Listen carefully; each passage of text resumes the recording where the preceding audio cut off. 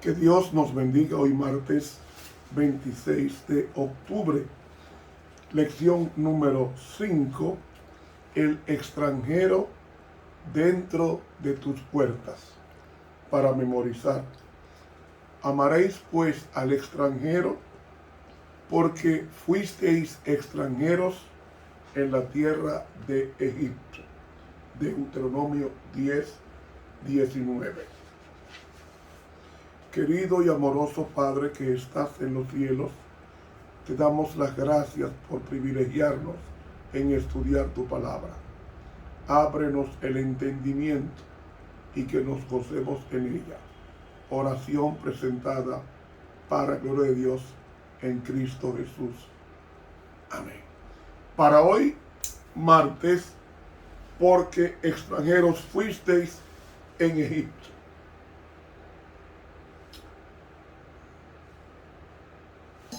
Bien.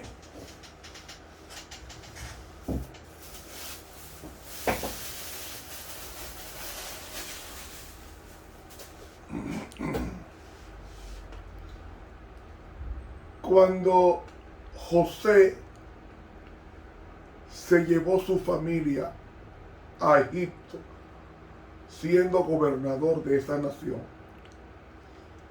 llegaron 70 personas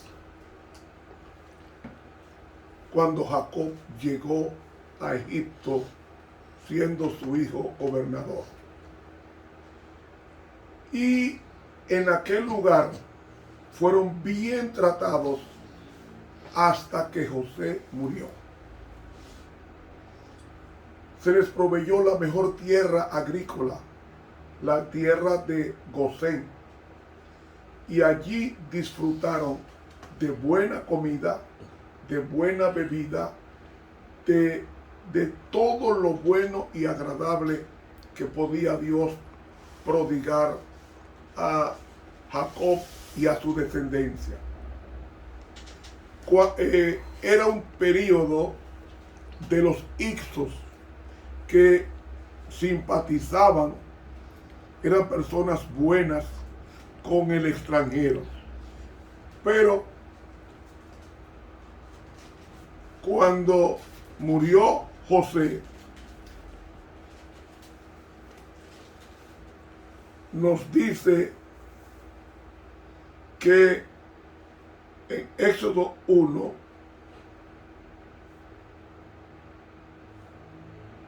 y murió José y todos sus hermanos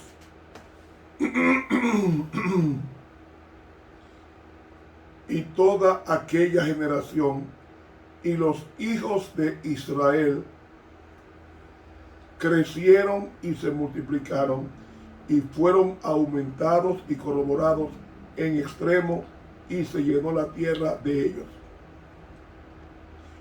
Cuando los Hicsos que gobernaban en los días de José simpatizaban con los extranjeros, y José y su parentela era extranjera, no era egipcia. Cuando ellos llegaron a Egipto, gozaron del favor de los Hicsos.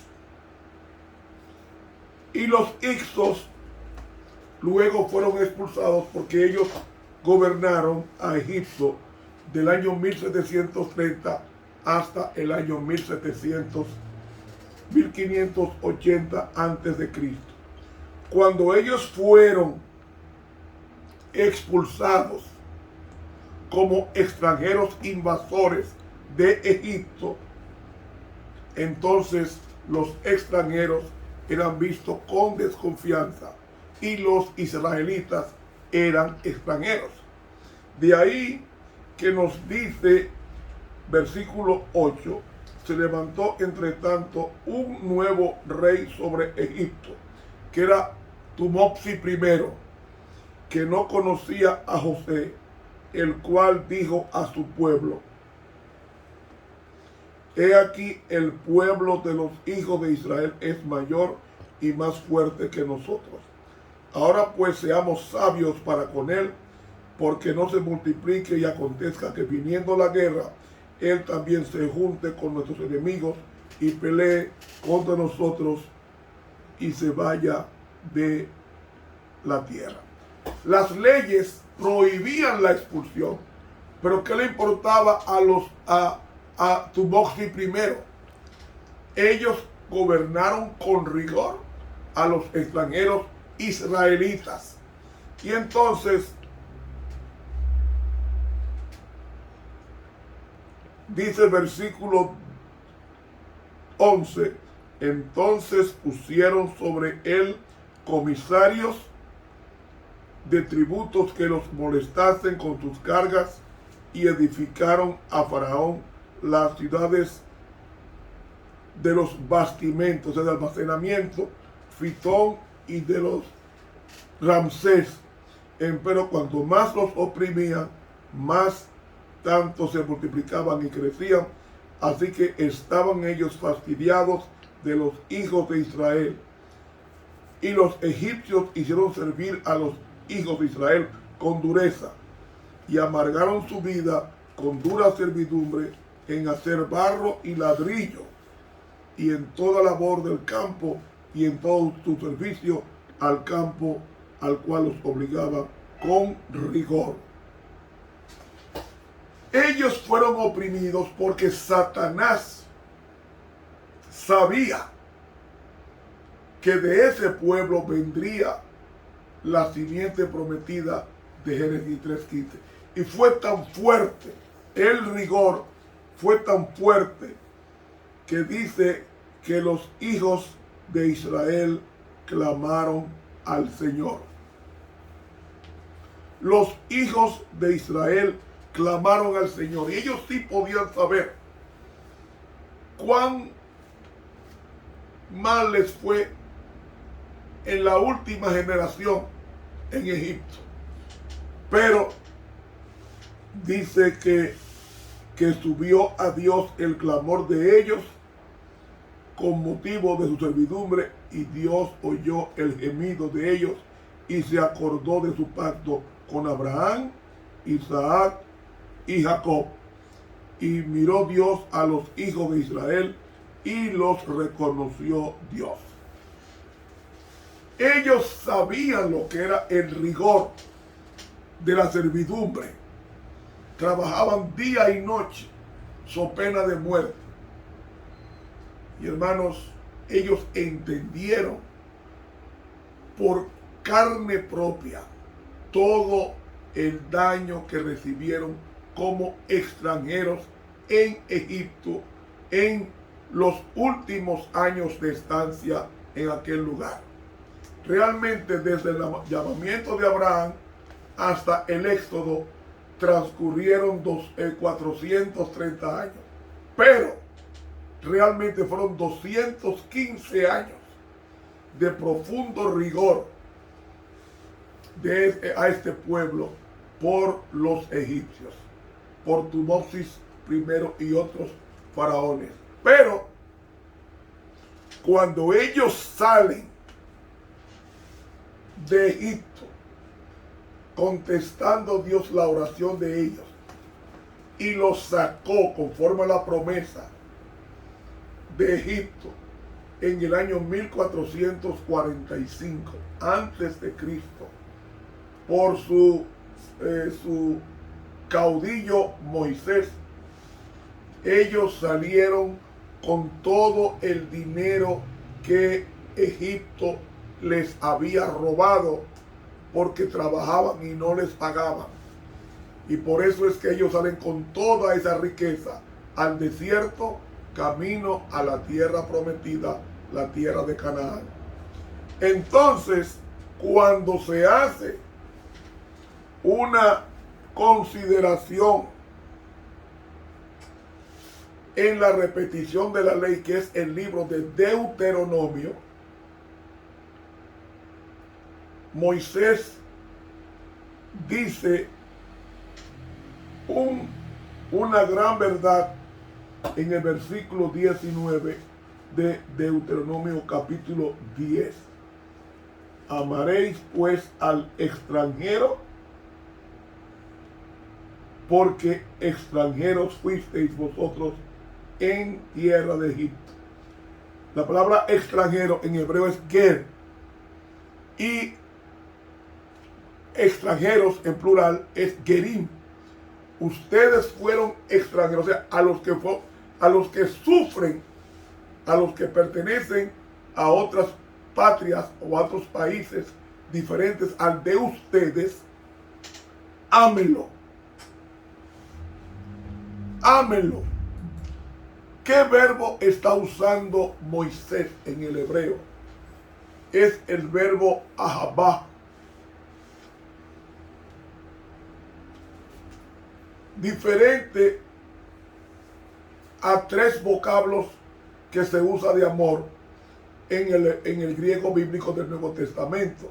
Está la palabra, el verbo agapao, está filei y está el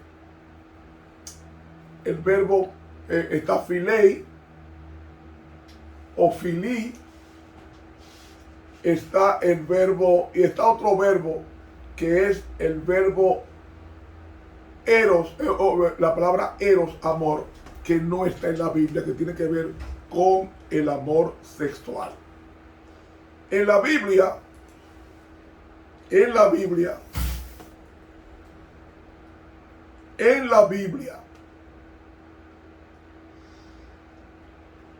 hay que tomar la esencia de amar. Y el verbo que la traducción Septuaginta, que es la versión de los 70, que corresponde al Antiguo Testamento escrito en griego de Alejandría, en Alejandría, ese griego usa el verbo agapao. O sea, tú amarás al extranjero, porque extranjeros fuisteis en tierra de Egipto. ¿Qué tipo de amor está en el verbo ahabá o ahab? Porque ahabá es amor, pero amar es ahab en hebreo. Ese verbo tiene diferentes matices. Por ejemplo, si se abarca el amor en un sentido más amplio, como el amor de Dios por los justos en el Salmo 146:8. Tenemos el amor del hombre hacia Dios en Deuteronomio 11:3. Tenemos el amor a las cosas de Dios en el Salmo 119:97. Tenemos el amor de un hombre por su familia y sus amigos en Génesis 22:2. Pero si tradujéramos eso del griego bíblico, sería el verbo agapao, que significa el amor puro. Cuando dice que Dios es amor, el que no ama no conoce a Dios, porque Dios es amor. El verbo griego que usa ahí es el verbo agapao, que es el amor más puro, sin defecto alguno, sin egoísmo, sin nada. Y la mejor definición del amor que Pablo da está en 1 Corintios 13. Y la mejor expresión del amor de Dios es cuando envía a su Hijo a morir por nosotros. ¿Usted quiere entender a Dios? Intente dar un hijo suyo. De un hijo suyo a morir por un delincuente de esos criminales que han matado cientos de personas, irregenerable. Usted no lo va a dar. Pues eso es una mínima expresión de lo que es el amor de Dios. Entonces, dice, amarás al extranjero. ¿Por qué tenemos que amar al extranjero? Porque tanto el nacional como el internacional, ambos vienen de Adán. Y Adán y Eva eran personas santas. Y al ser personas santas, transmitieron la formación santa a su posteridad. Cuando el hombre peca, ya pierde Adán su influencia de educar a su posteridad en las cosas sagradas. Algunos le siguieron el paso, como Set, y por ahí seguimos con la generación santa de Génesis 5. La generación impía, Génesis 4, la santa, Génesis 5. Pero, aún así, Dios ama al pío y al impío. Dios ama al bueno y al malo. Y puse un ejemplo ayer, que Dios hace que el sol salga sobre buenos y malos y llueva sobre justos e injustos, según el Sermón del Monte en Mateo 5. Como Dios es así, porque Él es amor, nosotros tenemos que amar a los demás iguales en nuestra esfera. Yo tengo que amar igual a un hermano de mi confesión de fe, como al evangélico, al católico e incluso al ateo. Amarlo igual. Y tengo que orar por él igual que los domésticos de la fe. Igual. ¿Por qué? Porque aunque usted no lo crea, tu extranjero es tu hermano. ¿Y por qué es mi hermano? Porque todos venimos de la rueda de la creación, que son Adán y Eva. ¿O los árabes son inferiores a nosotros, los occidentales? No, ellos vinieron de Adán y Eva. Los árabes vienen de Ismael, un hijo de Abraham, el padre de la fe. Y es muy respetado Abraham en los árabes, muy respetado.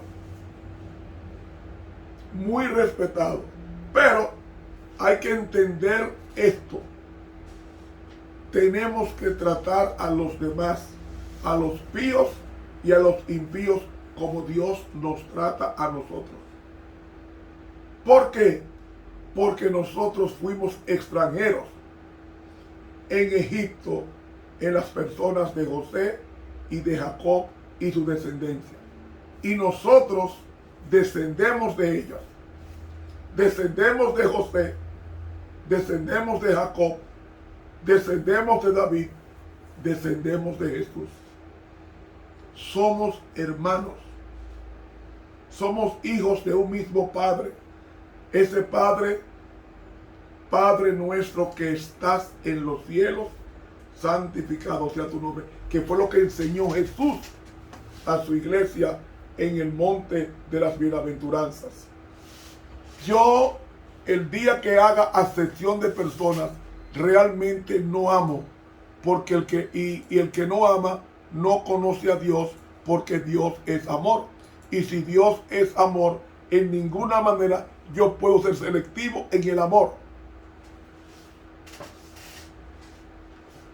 Quiero leerles a ustedes esta cita sumamente importante del libro Testimonios para la Iglesia, en el tomo 6 y la página 276.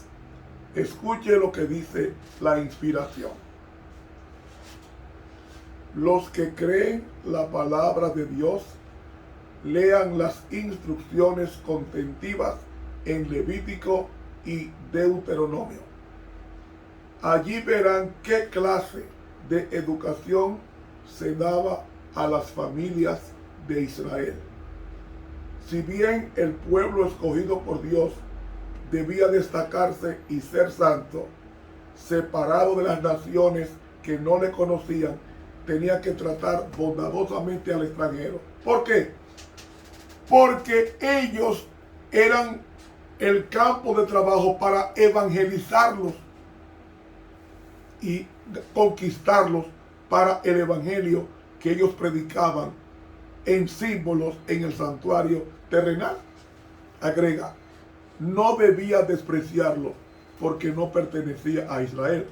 Los israelitas tenían que amar al extranjero porque Cristo moriría tan ciertamente por él para salvarlo como lo haría para salvar a Israel. Fíjate que Cristo murió fuera de la ciudad. ¿Qué significa esto? Al morir Cristo fuera de Jerusalén, el Getsemaní estaba fuera de la ciudad. Eso indica que la muerte de Cristo abarca al mundo entero, al nacional y al extranjero. En sus fiestas de gratitud, cuando ellos recordaban las bendiciones de Dios, el extranjero debía ser bienvenido. En el tiempo de la cosecha, había que dejar en el campo una porción para el extranjero y pobre. Así, los extranjeros también participaban de las bendiciones espirituales de Dios, y con esa forma de trato los ganaría para Cristo. El Señor Dios de Israel ordenó que fuesen aceptados si decidían formar parte de la sociedad que lo reconocían como Señor. De esta manera conocerían la ley de Jehová y lo glorificarían mediante su obediencia. Dios también desea hoy que sus hijos compartan sus bendiciones con el mundo, tanto en las cosas espirituales como en las temporales. Debemos llevar este evangelio al extranjero. ¿Y quién es el extranjero? El que no es familia mía es el extranjero. El que no lleva tu apellido es el extranjero. Las preciosas palabras que siguen sobre el Salvador se dijeron para beneficio de cada discípulo de todas las épocas.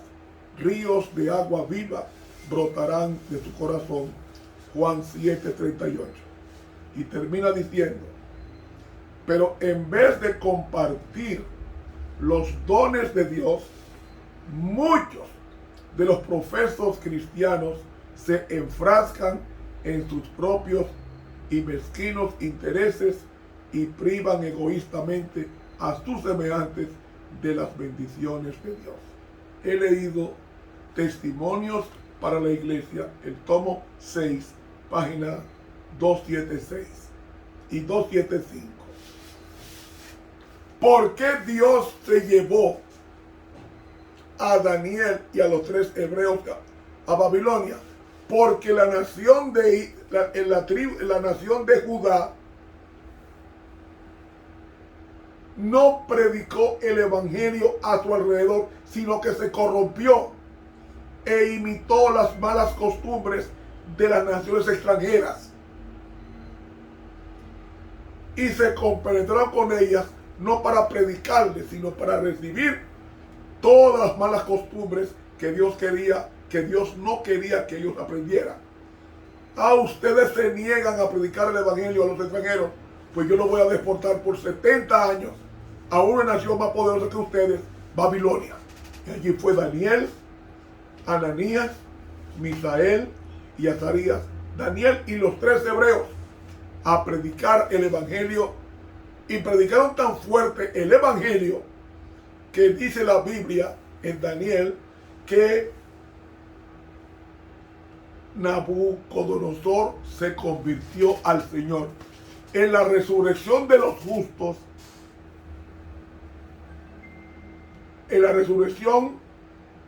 justos, Nabucodonosor se va a levantar con un alma ganada por Daniel y por los 3 hebreos. Es más, la pluma inspirada dice en el libro Profetas y Reyes que cuando en el horno ardiente se vio un cuarto que Nabucodonosor dijo se parece al Hijo de los Dioses. Dice ella que era porque Daniel y los 3 hebreos le habían hablado de Cristo, el Hijo de Dios. Por eso es que Nabucodonosor, cuando los 3 hebreos son echados en el horno ardiente, ve un cuarto y lo identifica como el Hijo de Dios. Yo estaba estudiando en arameo este asunto y es así que dice: él mismo, cuando vio al más joven paseándose, pensó inmediatamente en el Hijo del Dios que había predicado Daniel y los 3 hebreos. Y cuando evangelizó a Babilonia y evangelizó a Medo-Persia, que influyó en 3 decretos, el de Ciro, el de Darío y el de Artajerjes, los 3 fueron evangelizados en forma generacional por los hebreos que vivían como extranjeros en Babilonia y luego Medo-Persia. Y de ahí viene el decreto. Y cuando viene el decreto de salida, en el año 457 a.C., ya ellos toman una determinación de no adorar a los ídolos de los extranjeros. Y por eso es que tú no ves un judío adorando una imagen. No lo vas a encontrar en el Nuevo Testamento. ¿Por qué? Porque ellos aprendieron la lección de los extranjeros y de la desobediencia a la ley de Dios. Por tanto, esa es la función. Cristo predicó no solamente a la casa de Israel, sino mandó 70 a predicar a personas no judías, porque el evangelio es para todo el mundo y nosotros tenemos que interesarnos en los extranjeros, es decir, en los que no conocen la palabra de Dios, y predicarla por precepto y por ejemplo. Se nos fue el tiempo. Que Dios nos bendiga. Continuamos mañana el estudio. Estuvo contigo el profesor Ramón Romero.